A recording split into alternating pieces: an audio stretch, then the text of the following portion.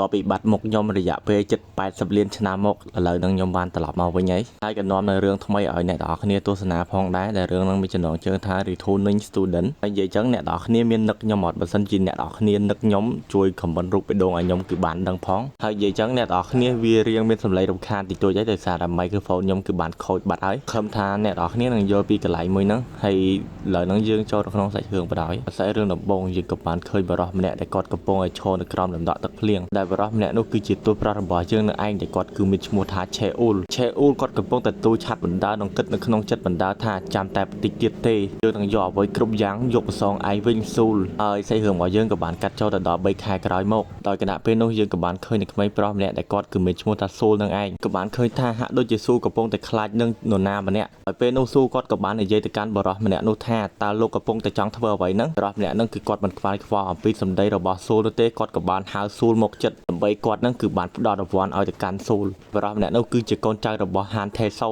នៅពេលដែលស៊ូលគឺគាត់បានលឺដូច្នេះគាត់ក៏មិនហ៊ានប្រកែកជាមួយនឹងបរិសម្នាក់ហ្នឹងដែរស៊ូលគាត់ក៏បានងើបឈរឡើងនិងបន្តដើរទៅមុខឲ្យទឹកមុខភ័យខ្លាចខ្លាំងមែនទែននៅពេលដែលស៊ូលគឺបានដើរទៅដល់មុខបរិសម្នាក់នោះហើយនោះប្រាប់តែបរិសម្នាក់ហ្នឹងគឺបានមាត់ស៊ូលចំកណ្ដាលមុខតែម្ដងខ្ញុំពិតជាជាស្រ័យអ្នកនរគ្នាខ្លាំងមែនទែនដោយសារអាហ្នឹងគឺជាពួកអាចកចែមចឹងគេអត់បញ្ជាក់ឈ្មោះទេខ្ញុំមើលដល់ 4-5 អេពីសូតហើយវាអត់ទាន់បញ្ជាក់ឈ្មោះទេនៅពេលដែលកូនចៅរបស់ថេសូគឺបានវាយទៅកាន់ស៊ូលហើយនោះដោយវាគឺមិនទាន់អស់ចិត្តនោះទេវាក៏បានបន្តវាយទៅកាន់ស៊ូលបន្តទៀតដោយវាវាយបណ្ដានឹងនិយាយឌឺដងបណ្ដាអាប៉ែក្បាលខំហ្នឹងគឺវាបាននិយាយទៅកាន់ស៊ូលថាសិស្សបងហ្នឹងគឺមិនអីទេអីហើយសិស្សបងឆាប់មកទីនេះបន្តទៀតមកព្រោះតែខ្ញុំគឺមិនទាន់លេងជាមួយនឹងសិស្សបងឆ្អែតនោះទេហើយគណៈពេលហ្នឹងវាក៏បានធាក់ទៅកាន់មុខរបស់ស៊ូលយកធាក់យកដោយវាសើចសប្បាយខ្លាំងមែនតើយើងមើលទៅកាន់ស៊ូលវិញទៅហាក់ដូចជាគាត់កំពុងតែឈឺចាប់ខ្លាំងមែនតើតែបែរជាកូនចៅរបស់ថេសវាគឺបានថតសកម្មភាពរបស់ប៉ែសខំហ្នឹងវាយទៅកាន់ស៊ូលទៅវិញយើងមើលទៅកាន់ពួកវាទាំងពីរនាក់ទៅហាក់ដូចជាសើចសប្បាយខ្លាំងមែនតើពេលហ្នឹងអាប៉ែអាវសគាត់ក៏បានសួរទៅកាន់បរិសដែលកាន់ទូរស័ព្ទថាហេតុអ្វីបានជាលបងថេសរបស់វាហ្នឹងគឺស្អប់ទៅកាន់អាប៉ែគឹមស៊ូលហ្នឹងម៉េះព្រោះតែវាហ្នឹងពិតជាឆ្ងល់ខ្លាំងមែនតើហ្មងតែហាក់ដូចជាបរិសដែលបានកាន់ទូរស័ព្ទហ្នឹងគឺគាត់មិនដឹងអ្វីនោះទេ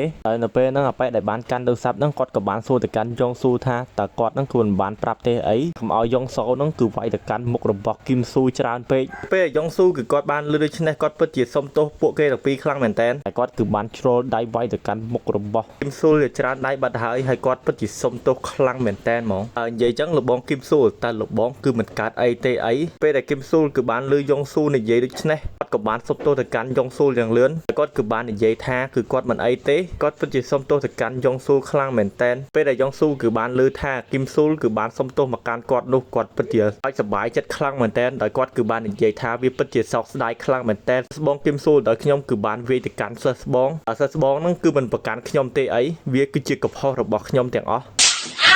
បាញ់មិញសិស្សបងគឺបាននិយាយថាសិស្សបងគឺបានធ្វើអីខុសតើសិស្សបងគឺបានធ្វើអ្វីខុសទៅហើយវាពិតជាអស់សំណើចខ្លាំងមែនតែវាគឺមិនអីនោះទេសិស្សបងតើសិស្សបងគឺអាចធ្វើអ្វីមួយឲ្យខ្ញុំនឹងគឺសប្បាយចិត្តបានដែរឬទេខ្ញុំគឺចង់ឲ្យឯងនឹងព្រោះឲ្យដូចជាសត្វឆ្កែដើម្បីឲ្យខ្ញុំនឹងសប្បាយចិត្តដោយសារតែខ្ញុំនឹងគឺពិតជាចូលចិត្តទៅកាន់សត្វឆ្កែខ្លាំងមែនតែសិស្សបងនឹងគឺយល់អំពីអ្វីដែលខ្ញុំកំពុងតែនិយាយដែរឬទេតើហេតុអ្វីបានជាសិស្សបងនឹងគឺធ្វើមុខបែបនេះអញ្ចឹងឯងគឺបាននិយាយថាឯងគឺជាអ្នកខុសមែនទេឆាប់ធ្វើអ្វីដែលយើងចង់បានភ្លាមទៅបើសិនជាឯងគឺមិនចង់ឈឺសាច់បន្តទៀតនោះទេឯងនឹងគឺមិនចង់ធ្វើទេអីបានជាឯងនឹងគឺធ្វើទឹកមុខនេះដាក់មកកាន់យើងនោះគឹមស៊ូលបើសិនជាឯងគឺមិនចង់ធ្វើនោះទេវាក៏មិនអីដែរគឹមស៊ូលតែយើងនឹងធ្វើបែបនោះដាក់មកកាន់ឯងម្ដងទៀតណាតែឯងនឹងគឺយល់អំពីអ្វីដែលយើងបាននិយាយដែរឬទេពេលដែលគឹមស៊ូលគឺបានលើសម្ដីរបស់យ៉ងស៊ូហើយនោះគាត់ក៏មិនហ៊ានបកកែកនោះដែរដោយសារតែគាត់គឺមិនចង់ត្រូវធ្ងន់បន្តទៀតនោះទេគាត់ក៏បានព្រុសឲ្យទៅកាន់យ៉ងស៊ូនឹងគឺបានស្ដាប់ពេលយ៉ងស៊ូគឺបានលើថាគឹមស៊ូលគឺបានព្រុសដូច្នេះវាពិតជាសើចសប្បាយខ្លាំងមែនតែនហ្មងដោយសារតែវានឹងគឺចង់ឲ្យគឹមស៊ូលនឹងគឺព្រុសឲ្យវាស្ដាប់ឥឡូវនឹងគឹមស៊ូលគឺបានព្រុសឲ្យវាស្ដាប់ហើយវាពិតជាល្អខ្លាំងមែនតែនគឺចេះស្ដាប់បញ្ជារបស់យើងគឹមស៊ូលហើយឥឡូវនេះខ្ញុំនឹងតែងតាំងឯងគឺជាសត្វចិញ្ចឹមផ្ទាល់ខ្លួនរបស់ខ្ញុំតែម្ដងគឺជាសត្វឆ្កែចិញ្ចឹមរបស់យើងនឹងឯងតែឯងនឹងគឺចង់ខ្លាចជាសត្វឆ្កែចិញ្ចឹមរបស់យើងដែរឬទេគឹមស៊ូលនៅពេលដែលយ៉ងស៊ូគឺបាននិយាយហើយនោះចៅរបស់ហានថេសុងក៏បាននិយាយទៅកាន់វាថាគឺបានហើយតែប៉ុណ្ណឹងគឺបានហើយដោយសារតែឥឡូវហ្នឹងគឺដល់ម៉ោងប្រជុំរបស់ពួកយើងហើយ ពេលណាមួយឥឡូវហ្នឹងគឺលោកបងហានថេសូគឺគាត់មិនអាចមកបាននោះទេអញ្ចឹងទៅយើងមានតែផ្ញើវីដេអូឲ្យទៅកាន់លោកបងហានថេសូតែប៉ុណ្ណោះដោយសារតែលោកបងហានថេសូគាត់ពិតជាចូលចិត្តមើលវីដេអូដែលឯងគឺវាយទៅកាន់គឹមស៊ូលខ្លាំងមែនតើឥឡូវហ្នឹងយើងគឺឆាប់ទៅភ្លាមទៅដោយសារតែយើងមិនអាចយឺតយ៉ាវនោះទេអាចនឹងលោកបងហានថេសូគឺអាចខឹងមកកាន់ពួកយើងទាំងអស់គ្នាបានហើយវាពិតជាស្ដាយខ្លាំងមែនតើហ្មងណាដោយសារយើងមិនទាន់វាយទៅកាន់វាឆ្អែតផងហ្នឹងឥឡូវហ្នឹងលោកបងហានថេសូគឺបានយើងទៅប្រជុំទាំងអស់គ្នាទៅវិញតែវាមិនអីទេគឹមស៊ូលចាប់លើកក្រោយគឺខ្ញុំនឹងមកលេងជាមួយនឹងឯងម្ដងទៀតហើយសាច់រឿងរបស់យើងក៏បានកាត់ចូលមកដល់មណ្ឌលកុមារកំព្រាយើងនឹងគឺបានឃើញថានោះគឺជារូបភាពរបស់គឹមស៊ូលនិងឆេអ៊ូលហើយមួយទៀតគឺជានូណាដែលជាបងស្រីរបស់ពួកគេទាំងពីរនាក់តែសាច់រឿងរបស់យើងក៏បានកាត់ចូលទៅដល់ឆេអ៊ូលគាត់កំពុងតែអង្គុយម្នាក់ឯងពេលហ្នឹងគឺគាត់កំពុងតែអង្គុយយកបារីជក់ដោយសារតែថ្ងៃហ្នឹងគាត់ពិតជាស្មុគស្មាញខ្លាំងមែនតើហ្មងពេលដែលឆេអ៊ូលកំពុងតែទាញបារីបំរុងនឹងជក់ហើយហ្នឹងតែមានក្មេងៗគឺស្រែកហៅមកកាន់គាត់ដែលធ្វើឲ្យគាត់ហ្នឹងពិតជាភ័យខ្លាំងមែនតើហ្មងទៅពេលដែលក្មេងៗគឺបានឃើញថាឆេអ៊ូលគឺគាត់ភ្ញាក់ដូច្នេះវាពិតជាសើចសប្បាយខ្លាំងមែនតើសារតែវាហ្នឹងគឺបានហៅឆេអ៊ូលធម្មតាទេបែរជាឆេអ៊ូលគឺភ្ញាក់ទៅកាន់ពួកវាទាំងអស់គ្នាទៅវិញពេលដែលក្មេងៗកំពុងតែសើចឆេអ៊ូលមិនទាន់អស់ចិត្តផងនោះឆេអ៊ូលគាត់ក៏បាននិយាយទៅកាន់ក្មេងៗនោះថាឯងហ្នឹងពិតជាធ្វើឲ្យយើងហ្នឹងគឺភ្ញាក់ខ្លាំងមែនតើហើយនៅពេលហ្នឹងក្មេងៗក៏បាននិយាយទៅកាន់ឆេអ៊ូលថាតើឆេអ៊ូលហ្នឹងគឺអាចលេងបាល់ជាមួយនឹងពួកគេបានដែរឬទេនៅពេលដែលឆេអ៊ូលគឺបានឮថាក្មេងៗគឺបានបបួលគាត់លេងបាល់ដូច្នេះក៏បានឆ្លើយតបទៅកាន់ក្មេងៗទាំងអស់នោះយ៉ាងលឿនថាគឺគាត់រវល់ខ្លាំងមែនតើគឺគាត់គឺមិនអាចលេងជាមួយនឹងពួកគេបានទេពេលដែលពួកវាគឺបានឮដូច្នេះទឹកមុខរបស់ពួកវាពិតជាសោកសៅមែនតើហើយវាក៏បានដើរចេញអំពីឆេអ៊ូលនៅពេលដែលក្មេងៗគឺបានចេញទៅបាត់នោះឆេអ៊ូលគាត់ក៏បានយកបារីដើម្បីយកមកជក់ប៉ុន្តែបើជាដេចកេះរបស់គាត់នឹងគឺអស់ភ្លើងទៅវិញហើយថ្ងៃហ្នឹងវាពិតជាសោយខ្លាំងមែនតើគ្រាន់តែជក់បារីក៏បរាជ័យដែរពេលដែលឆេអ៊ូលកំពុងតែត្អូញត្អែររឿងដេចកេះគាត់ក៏បានឃើញថាគឹមស៊ូលគឺបានដើរកាត់មកកាន់គាត់ពេលដែលឆេអ៊ូលគឺបានឃើញគឹមស៊ូលគឺបានដើរកាត់មកកាន់គាត់នោះគាត់ក៏បានស្រែកហៅទៅកាន់គឹមស៊ូលតែម្ដងពេលដែលគឹមស៊ូលគឺបានឮថាឆេអ៊ូលគឺបានហៅមកកាន់គាត់នោះគាត់ក៏បានបែរមើលទៅកាន់ឆេអ៊ូលពេលដែលគឹមស៊ូលគឺបានបែរមកនោះឆេអ៊ូលគាត់ក៏បានឃើញថាមុខរបស់គឹមស៊ូលនឹងពិតជាមានស្នាមរបួសច្រើនខ្លាំងមែនទែនដែលគាត់នឹងពិតជាឆ្ងល់ខ្លាំងមែនទែនតើគឹមស៊ូលនឹងទៅធ្វើអ្វីមកបានជាត្រូវធ្ងន់បែបនេះអញ្ចឹងទៅឆេអ៊ូលគាត់ក៏បានសួរទៅកាន់គឹមស៊ូលថាតើគឹមស៊ូលនឹងគឺកើតអីមែនបែរជាមុខរបស់គឹមស៊ូលនឹងគឺត្រូវធ្ងន់ធ្ងរបែបនេះហើយបែរជាគឹមស៊ូលនឹងគឺគាត់បែរមុខទាំងសង្កត់សង្កាត់ដោយនិយាយថាគឺគាត់នឹងគឺបានលេងបាល់ហើយគាត់ក៏បានរត់ដួលអញ្ចឹងទៅឲ្យឆេអ៊ូលនឹងគឺបារម្ភអំពីគាត់អីដោយសារតែគាត់គឺមិនត្រូវធ្ងន់នោះទេគ្រាន់តែជារបួសសើស្បែកតែប៉ុណ្ណោះតើខ្ញុំនឹងគឺមិនអាចបារម្ភពីឯងយ៉ាងម៉េចទៅគឹមស៊ូលបើមុខរបស់ឯងគឺត្រូវធ្ងន់បែបនេះពេលដែលគឹមស៊ូលគឺគាត់បានលឺដូច្នេះគាត់ពិតជាសប្បាយចិត្តខ្លាំងមែនតើនៅពេលហ្នឹងគឹមស៊ូលគាត់ក៏បានសួរទៅកាន់ឆេអ៊ូលថាតើឆេអ៊ូលនឹងកំពុងតែធ្វើអ្វីនៅកន្លែងហ្នឹងបែរជាឆេអ៊ូលនឹងគឺគាត់មិនបានខ្វល់ខ្វាយនឹងសម្ដីរបស់គឹមស៊ូលនោះទេដោយគាត់គឺបានសួរថាគឹមស៊ូលនឹងគឺអនុញ្ញាតឲ្យពួកគេទាំងអស់គ្នានោះគឺទៅដោយស្រួលមែនទេពេលដែលគឹមស៊ូលគឺបានលឺឆេអ៊ូលសួរដូច្នេះគាត់ក៏បានតបទៅកាន់វាគឺមិនអីនោះទេវាគ្រាន់តែជារបួសសើស្បែកតែប៉ុណ្ណោះឯងប្រកាសអត់គឹមស៊ូលថាឯងនឹងគឺមិនអីនោះបើសិនជាឯងគិតថាវាមិនអីហើយនោះខ្ញុំក៏មិនមានអ្វីដែលត្រូវនិយាយទៀតដែរអញ្ចឹងឆេអ៊ូលតើឯងដឹងទេថាថ្ងៃនេះគឺជាថ្ងៃឈប់សម្រាកណាហើយទីបំផុតខ្ញុំគឺបានឈប់សម្រាកហើយប៉ុន្តែខ្ញុំពិតជានឹកកាលដែលពួកយើងគឺនៅរៀនជាមួយគ្នាខ្លាំងមែនតើ